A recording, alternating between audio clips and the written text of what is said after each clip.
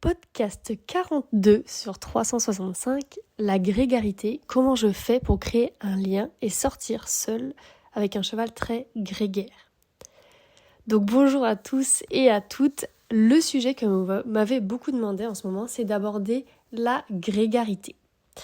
Sujet qui peut être vraiment confrontant, autant pour notre cheval qui subit cette situation dès qu'il est séparé de ses congénères, ainsi que pour nous, l'être humain qui sommes souvent démunis face à cette situation.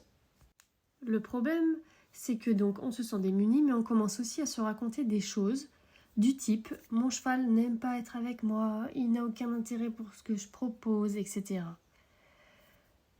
On peut donc perdre un peu notre leadership avec tout ce qu'on se raconte. Juste un petit rappel, le cheval ne peut prendre de l'intérêt que quand il se sent en sécurité. Donc en tant que professionnelle dans le comportement, j'ai forcément été amenée à rencontrer des chevaux très grégaires et j'ai une petite expérience à ce sujet. C'est cette expérience que je vais vous partager ici. J'ai la croyance que chaque problème peut avoir une solution. Donc si tu as un problème et que tu veux vraiment pouvoir créer un lien de confiance avec ton cheval grégaire et devenir le leader de ton cheval grégaire, tu peux. Voilà, ça c'est ma croyance.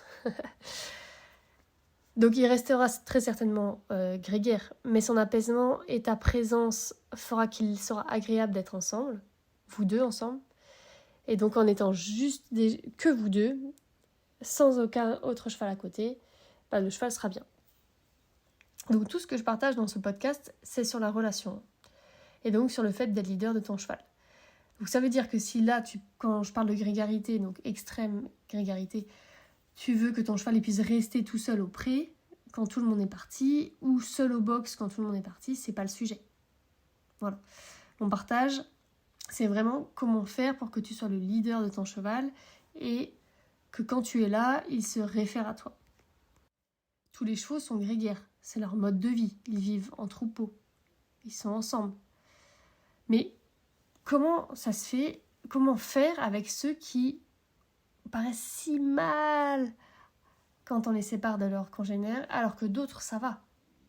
Donc un cheval très grégaire, je sais pas si c'est vraiment le mot, parce que du coup ils sont tous grégaires, mais en tout cas ceux qui souffrent de vraiment quand on les sépare de leur troupeau là, ces chevaux-là, qu'on appelle du coup, on va les appeler très grégaires, c'est un cheval qui est très focus troupeau. Donc tu vois, au niveau de son focus, ça veut dire son attention, il met beaucoup son attention sur le troupeau, tu vois. Il se réfère à son troupeau pour combler son besoin de sécurité. Mon troupeau me sécurise. Si un ou plusieurs chevaux partent ou que moi je les quitte, je vais mourir. Ok ? Donc personnellement, voici comment j'ai fait avec ce type de cheval.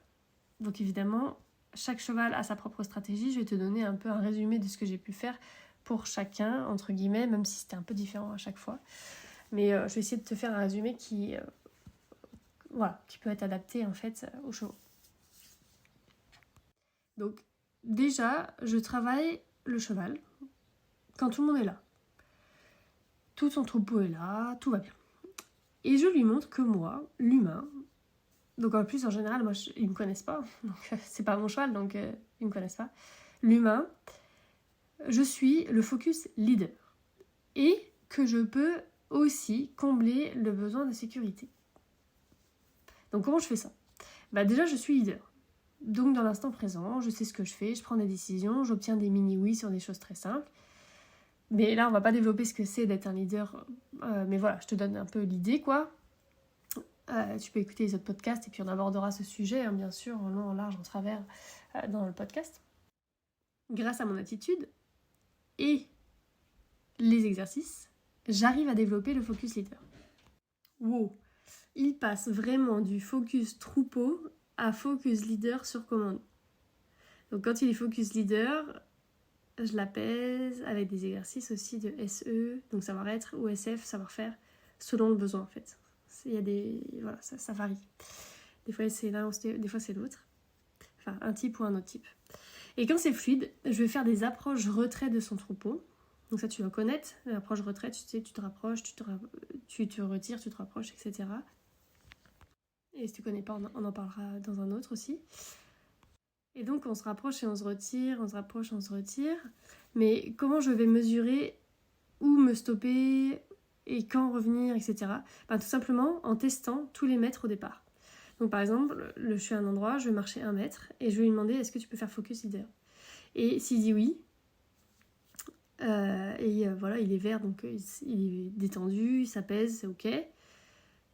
Et voilà, c'est bon, je vais aller un peu plus loin. Et si par contre il met plus d'1 seconde à choisir mon focus, donc focus leader, si c'est remis en mode hyper focus troupeau, tu vois, il regarde le troupeau, il a du mal à changer, je vais prendre le temps de le remettre focus leader.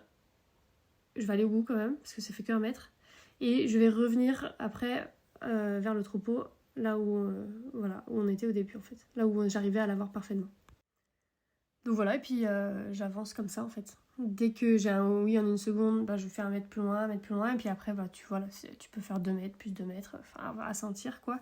Mais dès qu'il y a difficulté, on va quand même au bout pour lui dire si, là on va au bout et on revient. Par contre, attention de ne pas mettre 50 mètres tout de suite, parce que forcément, si tu fais 50 mètres, le cheval, tu risques d'être en échec, d'être suiveur, c'est-à-dire que si tu lui demandes de te faire focus leader et que jamais tu as le focus leader, du coup tu as un nom et du coup ça va monter en couleur. Bon.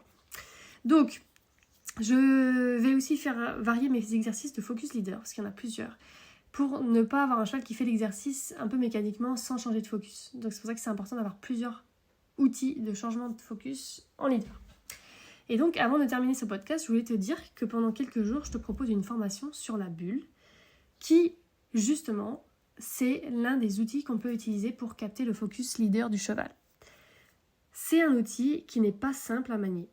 Et donc, j'en ai fait une formation avec 30 exercices qui te permettent de comprendre et justement de manier, d'utiliser, de maîtriser cet outil, d'abord dans le pré, puis dans les zones extérieures où tu auras besoin de capter le focus leader de ton cheval, quoi. Donc pour trouver cette formation, c'est sur marimadec.com. Donc en haut à droite du menu, tu sais, tout en haut du site, tu as écrit les formations de Marimadec. Tu cliques dessus et là tu arriveras du coup sur la page et il y a une promo actuellement pendant quelques jours encore de 100 €. Donc la formation elle est à 97 € au lieu de 197 € le reste de l'année. Bonne journée et à demain.